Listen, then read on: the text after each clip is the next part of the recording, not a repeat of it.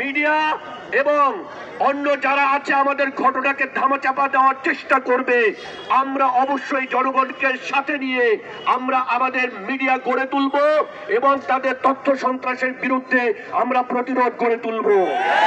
সার্বিক পরিস্থিতি বিবেচনায় আমরা এই সমাজের সামনে 6টি দাবি পেশ করছি। 1 নম্বর, গাজীপুরে ধর্ষণ ও ভিকটিম ব্লেমিং ঘটনায় পুলিশকে প্রকাশ্যে ক্ষমা চাইতে হবে।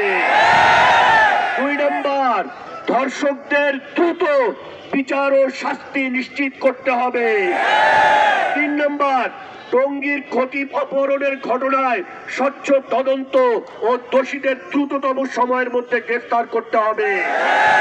4 নম্বর, ইসকনের ভূমিকা তদন্ত করতে হবে, প্রমাণিত হলে আইনি ব্যবস্থা এবং প্রয়োজনে নিষিদ্ধ ঘোষণা করতে হবে। ইসলাম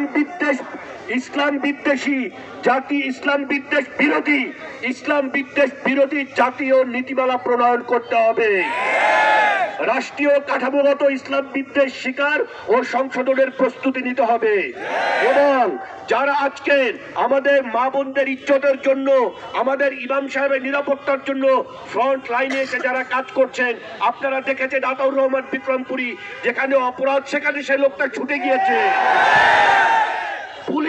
পুলিশের নানাভাবে তাকে বিভিন্নভাবে হুমকি দেওয়ার চেষ্টা করা হচ্ছে, তাদেরকে হয়রানি করার চেষ্টা করা হচ্ছে, মিথ্যা মামলায় ফাঁসানোর চেষ্টা করা হচ্ছে। যদি আতাউর রহমান বিক্রমপুরী কোন রকম ক্ষতি অন্যায়ভাবে করার চেষ্টা করা হয়, আমরা তা মেনে নিব না। নাসরুম মিনাল্লাহি ওয়া ফাতহুন করিব। সংগ্রামের সাথে